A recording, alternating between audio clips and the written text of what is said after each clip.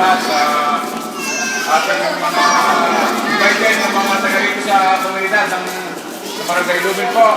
Salamat po sa inyong pag-participate po at saka sa ating mga bisita sa mga estudyante ay gusto natin magandang sa atin. So, kayo natutulungan nila ma-educate. Kung kayo makapag-aral, pag nasa Tagalog ko, matutunan ko po ano po ang tamang pagkukuha ng mga basura sa ating kapaligiran.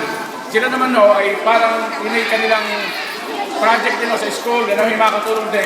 Kung sa kung ano tayo ay nagtutulungan, eskwela, then komunidad po ng Lubin, papalag po tayo na tayo ay isa sa barangay na laging dinadayo ng mga estudyante. Kaya naman po, welcome sa amin.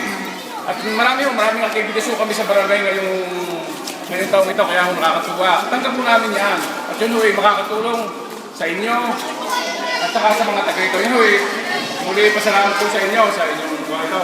Salamat po sa mga nagsiyate. Nakala ho namin di kakaunti. Dahil kami kukuha ng taga-ibang barangay eh. Kapunta kami ng Leyte o sa Tacloban. Salamat po sa inyong pagka-attend. At yun yung pagkatulungan ng isa't isa sa atin. Muli salamat po and I love you all.